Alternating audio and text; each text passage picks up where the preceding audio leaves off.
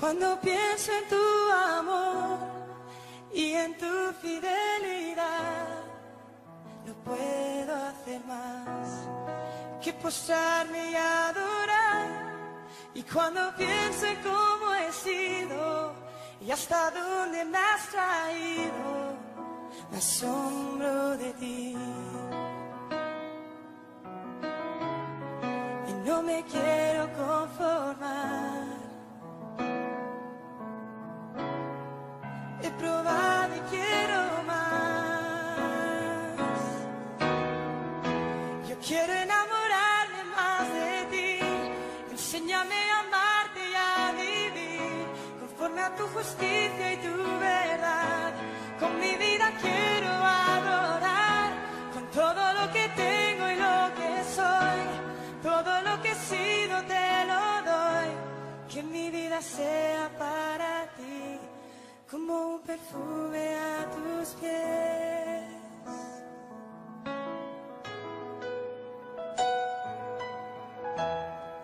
Cuando pienso en tu cruz y en todo lo que has dado, tu sangre por mí, por llevar mi pecado. Y cuando pienso en tu mano, hasta aquí hemos llegado por tu fidelidad. Y no me quiero conformar. He probado y quiero más. No me quiero conformar. Y no me quiero conformar. He probado y quiero más. Yo quiero enamorarme más de ti. Enséñame a amarte y a vivir conforme a tu justicia y tu verdad. Con mi vida quiero adorar, con todo lo que tengo y lo que soy. Todo lo que he sido te lo doy. Que mi vida sea para ti como un perfume a tus pies. Yo quiero enamorarme más de ti. Enséñame a amarte y a vivir conforme a tu justicia y tu verdad. Con mi vida quiero adorar, con todo lo que tengo y lo que soy. Todo lo que he sido te lo doy. Que mi vida sea para ti como un perfume a tus pies.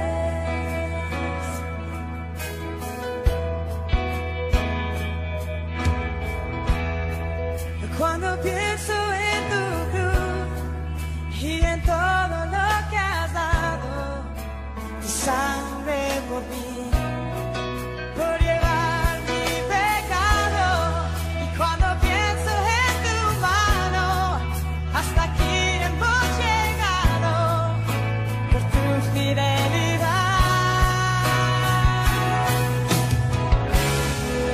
No me quiero conformar. He probado y quiero más. Yo quiero enamorarme más de ti.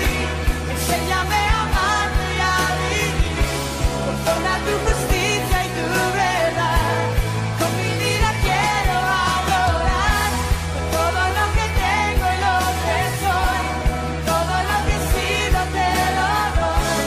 Que mi vida sea para ti como un perfume a tus pies. Yo quiero enamorarme más de ti. Enséñame a amarte y a vivir conforme a tu justicia y tu verdad. Con mi vida quiero adorar, todo lo que tengo y lo que soy. Todo lo que he sido te lo doy. Que mi vida sea para ti como un perfume a tus pies.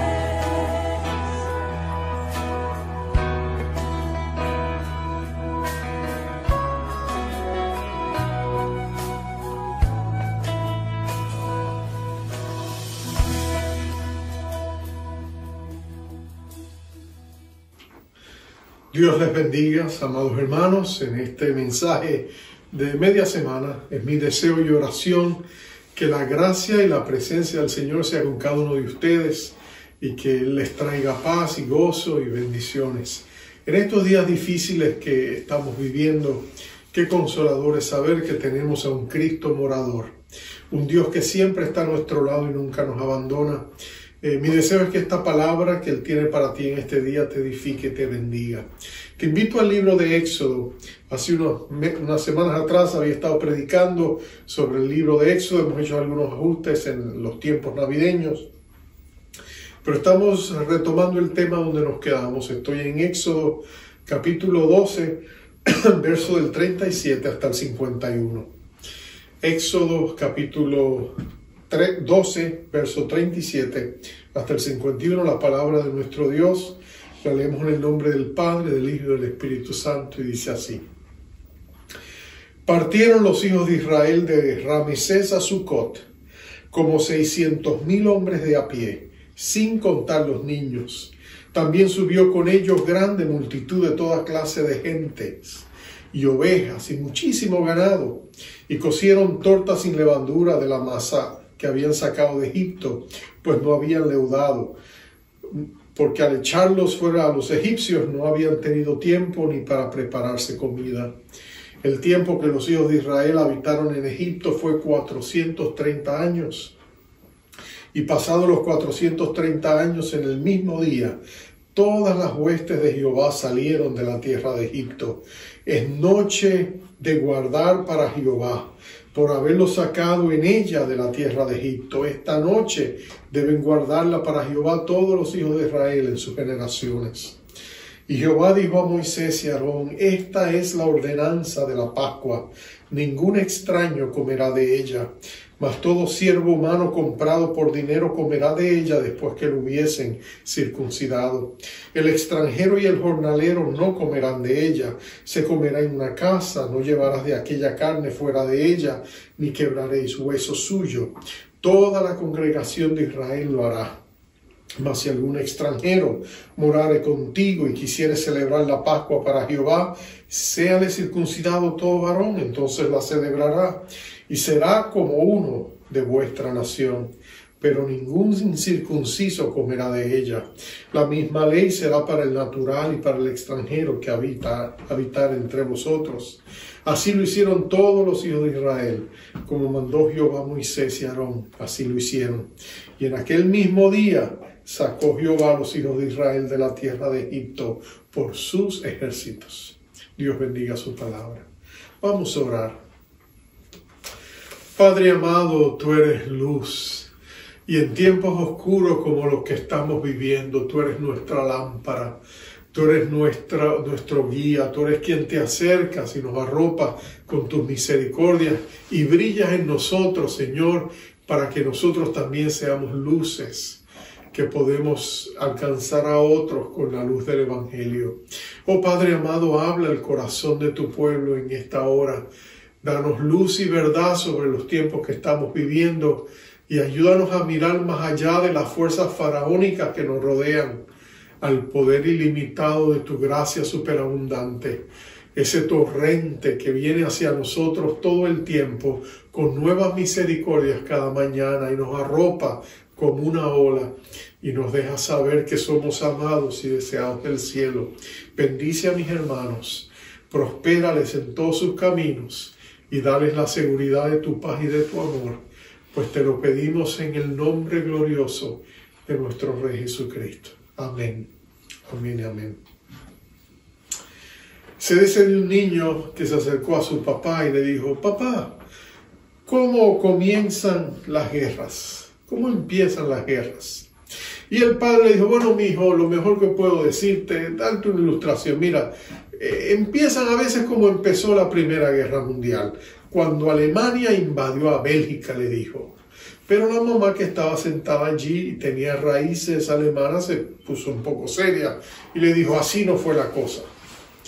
La guerra empezó porque asesinaron a un hombre. Y el padre, que no le gustaba que le contradijeran, le dijo: pero él no te está preguntando a ti, me está preguntando a mí. Y eso hizo que su esposa se pusiera de pie enfadada, le diera la espalda y saliera por la puerta afuera de la habitación y luego tiró la puerta con todas sus ganas. Y después ellos escucharon cuando ella siguió tirando cosas y ruidos y trastes y de pronto el niño mira a su papá y le dice: papá, no te preocupes, ya sé cómo empiezan las guerras. Lo cierto es que las guerras pueden empezar de mil maneras, pero cuando estamos en medio de una guerra lo reconocemos.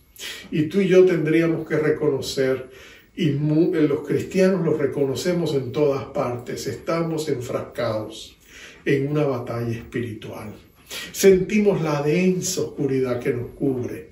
Sentimos la opresión de los tiempos que nos ha tocado vivir. Sentimos la opresión de gobiernos y de gobernantes en los medios sociales. Y sentimos toda esa batalla espiritual. Y aunque quizás no le podamos poner nombre y apellido a las circunstancias mismas, lo cierto es que sentimos los efectos de esta vasta opresión. El pueblo de Israel era un pueblo oprimido, tú y yo lo sabemos. Era un pueblo oprimido, un pueblo que había caído de aquella preciosa libertad que tenía y ahora sentía el peso de la opresión en que estaban viviendo. Y como va el pueblo de Dios, muchas veces así va las naciones que les rodean. Como va la iglesia del Señor, así a veces va el mundo. Cuando la iglesia pierde su norte, pierde la brújula que le señala el norte, cuando la búsqueda de la presencia manifiesta del Señor no es el eje que mueve toda la actividad religiosa, muchas veces nosotros nos perdemos en nuestras tradiciones y rituales, nos perdemos en nuestra religiosidad que llega a ser vana. Y no nos damos cuenta de que necesitamos una conexión vital con Jesucristo, porque al fin y al cabo es la iglesia del Señor la que es la luz de la tierra y la sal de la tierra y la luz del mundo, ¿no es cierto? Como nuestro Señor Jesucristo nos dio. Recuerdo Alberto Einstein. Él era un judío alemán que vivía en Alemania, y cuando empezó la guerra en Alemania, uno de los más famosos científicos que había, él tuvo que salir de allí. Y él escribió estas palabras. Él dijo: siendo un amante de la libertad, cuando la revolución llegó a Alemania, esperaba que las universidades la defendieran, pero ellas fueron acalladas. Entonces miré a los grandes editores y periodistas para que proclamaran su amor por libertad, pero ellos también fueron silenciados en unas pocas semanas. Solo la iglesia se puso de pie, al paso de la campaña de Hitler por suprimir la verdad. Hasta ese tiempo yo había despreciado la iglesia, pero ahora la alababa sin reservas. Porque la respuesta original de la iglesia fue levantarse. Cuando ellos se dieron cuenta el giro y la agenda que llevaba Hitler, y cómo estaban manipulando la verdad, y cómo estaba él avanzando su agenda y ofuscando a todo el mundo y engañando a todo el mundo, muchos en la iglesia se levantaron, hombres como Dietrich Bonhoeffer, como Martin Niemöller, como algunos de los grandes pastores y teólogos cristianos, se levantaron y presentaron un frente, pero tristemente no toda la iglesia hizo lo mismo. Muchos de los miembros más importantes de la iglesia decidieron ponerse al servicio de la causa de Hitler y recibieron grandes subsidios y beneficios, y luego cuando se dieron cuenta que las cosas se habían ido muy lejos, no podían hacer nada. Pero lo cierto es que en medio de esta batalla espiritual en que estamos, la iglesia tiene que ocupar su lugar. ¿Y cuál es ese lugar? Es el lugar que Dios ha puesto para ella. Mira lo que había pasado con el pueblo de Israel. Dios llevó a Israel a Egipto para bendecirlo. Déjame decírtelo una vez más. Dios llevó a Israel a Egipto para bendecirlo. Si tú recuerdas la hambruna que había en Canaán, Dios primero levantó a José, lo llevó hasta allí, él abrió el camino, Dios lo levantó y lo exaltó hasta ser primer ministro, el segundo después del faraón, del rey de Egipto, y luego él trajo a su familia y los posicionaron en la tierra más espléndida que había en todo Egipto, en Gosén, porque ellos eran personas que tenían ganado, eran ganaderos, tenían rebaños, y los egipcios no querían tocar ni envolverse en esas cosas. Entonces Dios le dio lo mejor de la tierra, y allí en Egipto por 430 años ellos fueron plantados, y por la gran parte de ese tiempo ellos crecieron y se multiplicaron, fueron bendecidos, fueron prosperados. Pero finalmente tú sabes que se levantó un faraón que no conoció a José, y el legado histórico y el baluarte histórico que él había sido para la nación de Egipto, y quizás es que lo sabía pero no le quiso dar importancia, y de pronto esclavizaron al pueblo de Israel. ¿Sabes? Esa ha sido toda la historia que hemos estado viendo. Un pueblo que había sido bendecido, pero que ahora se encontraba esclavizado. Y tú y yo nos preguntamos, ¿qué fue lo que pasó? ¿Cómo es que Israel cayó de la prosperidad y quedó tendida cuando Dios los había llevado allí para bendecirlo? Y la respuesta está en el libro de Ezequiel, cuando Dios mismo hace un recuento de lo que había pasado en Egipto, y nuestro Padre Celestial testifica de lo que había pasado allí. En el capítulo 20 de Ezequiel, Dios dice exactamente lo que había sucedido. Y lo que había sucedido es que el pueblo de Israel, en las últimas generaciones, había querido, en cierta medida, ellos habían querido congraciarse o adaptarse a la cultura egipcia. Quizás tenían una mentalidad de colonos. Ellos querían de pronto sentirse parte de esa nación, y el resultado había sido terrible.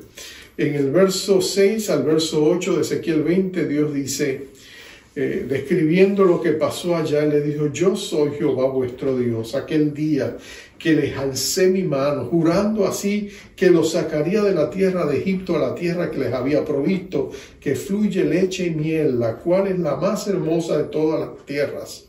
Entonces les dije: cada uno eche de sí las abominaciones de delante de sus ojos, y no os contaminéis con los ídolos de Egipto. Yo soy Jehová vuestro Dios. Esto es lo que Dios les promete a ellos cuando les lleve a Egipto. Mas ellos se rebelaron contra mí y no quisieron obedecerme.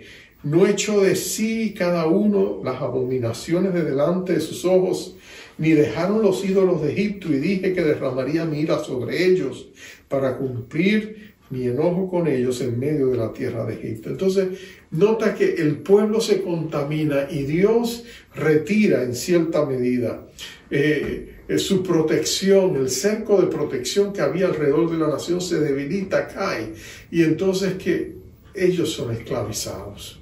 Pero mira esto, Dios siempre, y este es mi primer punto, Dios siempre obra tras bastidores en tiempos de oscuridad. Aún en los tiempos más oscuros, Dios siempre obra tras bastidores. Dios siempre está moviéndose. Dios nunca abandona a su pueblo. Aún en los tiempos más oscuros, Dios nunca abandona a su pueblo.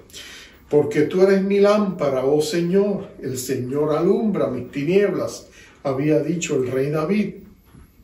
Y lo cierto es que en los tiempos oscuros de David, Dios había sido la lámpara que le había mostrado el camino que él debía seguir. Entonces, aun cuando él caía, Dios lo levantaba, porque el Señor le había dado grandes promesas a él. Y por eso Dios ahora había enviado a Moisés, y había usado a Moisés, y Dios había hecho milagro tras milagro tras milagro. Había enviado estas plagas para posicionar al pueblo de Israel al borde de la victoria y de la liberación. Y ahí es donde los encontramos. Cuando Israel se había dado por vencido, cuando las cargas opresoras de Egipto eran demasiado pesados para ellos, cuando ellos dijeron: ya no hay esperanza, ya nosotros no podemos continuar, ahí fue que Dios se presentó. Y cuando nadie pensaba que de dónde vendría la liberación de ellos, Ellos no tenían el poder para sublevarse contra el ejército egipcio, el imperio egipcio. Era imposible. Pero nota que Dios envía a un hombre, lo empodera, lo llena de su presencia, lo dirige, lo guía. Y Moisés hace exactamente lo que Dios le dice que haga.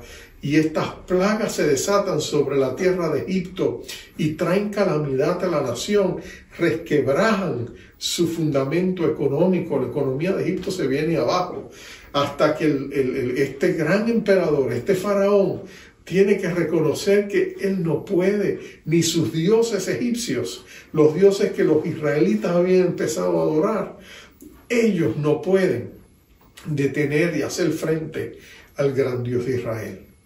Y con sus tiernas misericordias Dios recoge a su pueblo y Dios los lleva a este punto culminante donde ellos se encuentran.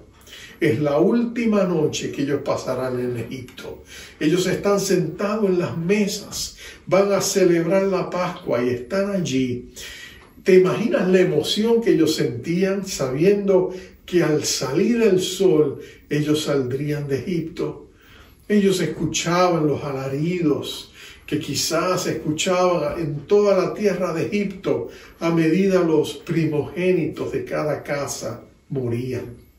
Y el lamento, el lloro, la tristeza que arropaba a la nación, tenía que haber sido, a la distancia se podía escuchar las lamentaciones y los gritos y los alaridos de un pueblo que estaba siendo enlutado.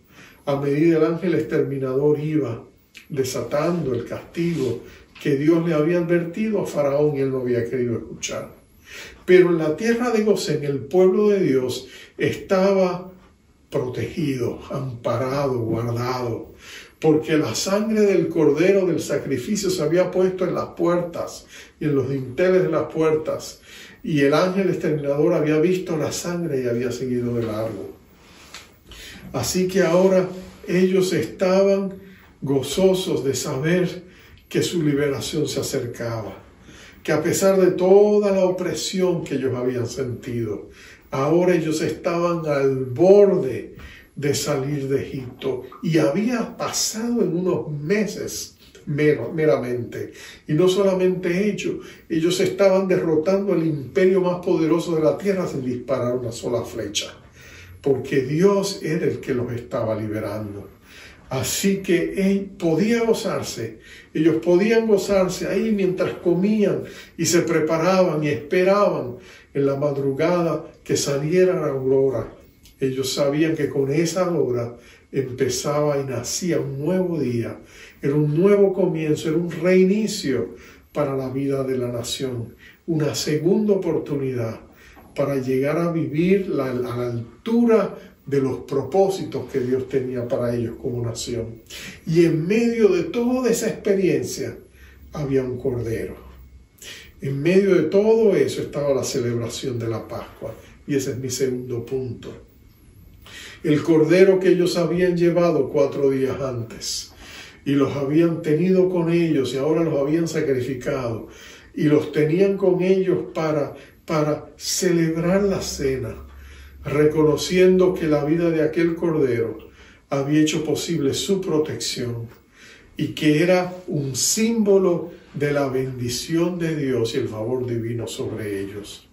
Ellos sabían que aquel cordero tenía un papel muy importante y lo tendría de ahí en adelante en la historia de la nación, porque cada vez que el pueblo de la nación de Israel vendría el sumo sacerdote y llevaría ese cordero y lo presentaría y lo ofrecería como un sacrificio una vez al año por los pecados de la nación.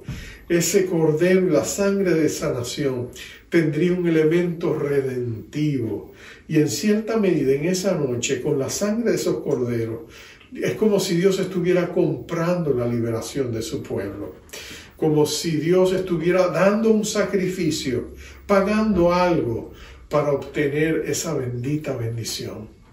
Y tú, por supuesto, y yo sabemos que hace 2000 años atrás, bueno, en 10 años más serán realmente 2000 años atrás, en el 2033, el Cordero de Dios que quita el pecado del mundo, el Señor Jesucristo, fue llevado y ofrecido en la cruz del Calvario como un sacrificio.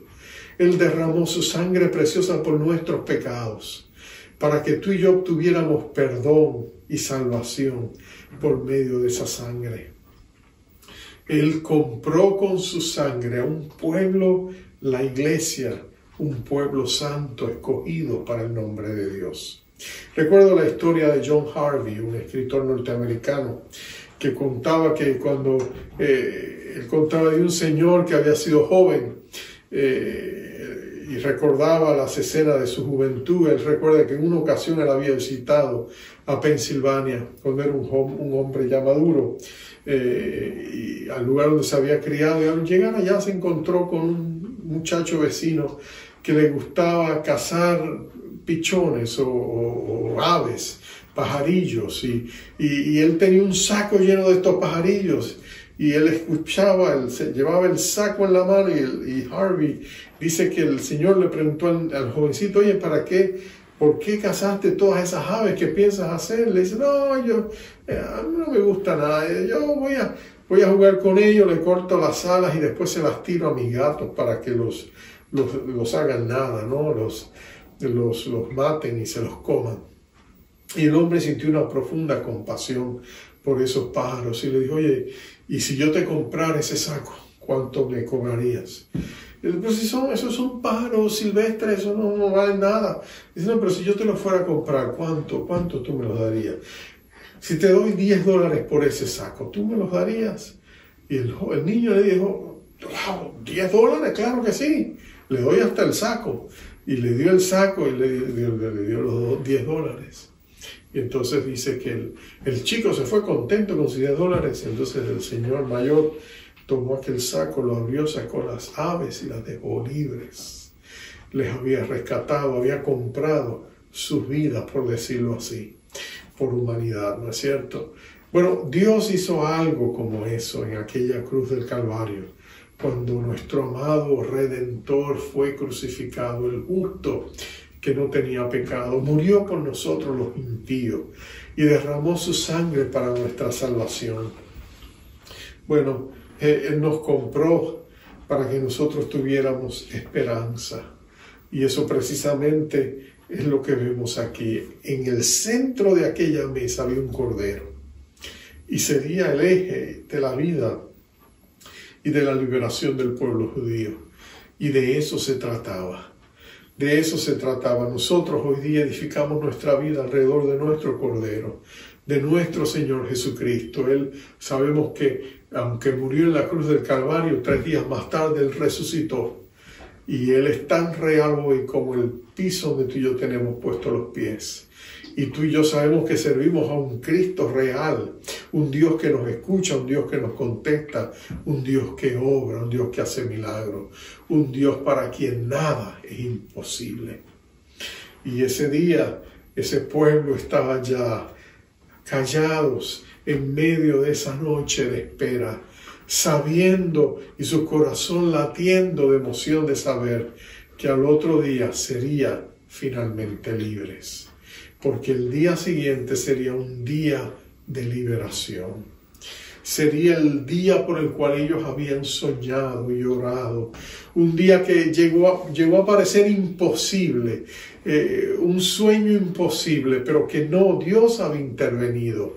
Él había obrado y ahora ellos sabían que ellos realmente iban a ser libres. Y ellos ese día sería un memorial para ellos, para sus futuras generaciones, celebrar esa libertad. Y nota la manera tan inclusiva en que Dios lo hace.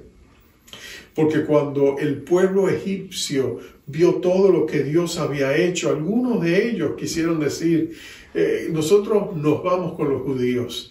Nosotros hemos puesto nuestra fe en el Dios del pueblo de Israel y queremos irnos con ellos. Y nota que dice que ese día salió de Israel en cierta medida una gran cantidad de personas. Dice que ellos salieron de allí y salieron una multitud tan grande, dice grande multitud de toda clase de gentes y ovejas y muchísimo ganado. En otras palabras, dice que otras personas que estaban allá salieron con ellos, no solamente los judíos, pero algunos egipcios, quizás algunos extranjeros. Y nota que Dios es inclusivo. Dios le dice, si ellos quieren participar de esto, si quieren comer de esta Pascua, ellos tienen que llegar a ser parte de nuestro pueblo. Dios les tiende la invitación. Lo único que ellos tenían que hacer era circuncidarse, los varones, porque la circuncisión era el rito de entrada que hacía los judíos que nacían al circuncidarse eran reconocidos como parte del pueblo de Dios. Y muchos de ellos sin duda lo hicieron. Y en o lo harían más tarde, después que se fueron con ellos, pero viajaron y viajarían con ellos. Una numerosa multitud. Nota que dice que iban 600,000 hombres de a pie. Si consideramos los 600,000 hombres de a pie, sin contar las mujeres y los niños, muchos estadísticos y personas que estudian esto, ellos dicen que lo más probable es que cerca de 2 millones de personas salieron de Egipto. La mayor parte, por supuesto, el pueblo de Israel. Y ellos salieron marchando, iban organizados por sus tribus y por sus ejércitos. Y salieron yo me imagino, con vítores de alegría, con canto, con música, con gozo. Yo me imagino que ellos saldrían en un contraste tremendo con el pueblo egipcio, que todavía estaba enterrando sus muertos y sufriendo la pérdida de los primogénitos. ¡Qué contraste! ¡Qué estudio de contraste! Es como si los famosos cuadros de algunos de estos pintores como Rembrandt, el famoso claroscuro, el contraste de la luz, la tiniebla, la penumbra y la luz, en esos tonos únicos que Rembrandt pintaba de manera magistral. Y tú ves los contrastes tan marcados. Y ahí tú ves en Israel contrastes marcados. La tristeza que atribula a los egipcios, pero el gozo y la alegría del pueblo de Israel. Y justificadamente después de años, de décadas, de haber vivido en esclavitud, de haber sentido la opresión, los latigazos del látigo egipcio sobre sus esclavos. Y ahora eran libres, verdaderamente libres. Pero tú y yo sabemos que la salida de ese día no era el final del capítulo. Ellos empezaron una jornada con Dios y esa jornada no sería fácil, porque para un pueblo esclavizado, abatido, empezar con una nueva libertad no le sería fácil. Era un pueblo que por generaciones no tenían un esqueleto político, ni social, ni cívico. Y ahora ellos tendrían que crear las estructuras. Y Dios sería tan bueno que le daría una ley con 3 diferentes códigos. Un código moral, los 10 mandamientos, pero también un código cívico para ellos poder establecer leyes y parámetros de convivencia social. Y también les daría, por supuesto, todas las leyes ceremoniales para hacer de ellos un pueblo santo. Pero nota esto, qué día glorioso tiene que haber sido ese. Lo imposible se había hecho posible. Aquella batalla espiritual había sido ganada. Dios había prevalecido. Y hoy tú y yo vivimos en medio de un conflicto espiritual. Y nosotros miramos alrededor el mal que avanza y nosotros nos preguntamos qué va a suceder, cuál será el final de todo esto, pero ten por seguridad que la última palabra la tendrá Dios. Y el deseo de Dios siempre es prosperar y bendecir su pueblo, su iglesia. El favor de Dios, la luz de Dios está sobre nosotros. Y aunque tú veas un mundo en tinieblas, no te equivoques. Dios está también obrando tras bastidores y moviendo las piezas de su tablero, porque Dios nunca pierde, siempre prevalece. Dios es un vencedor.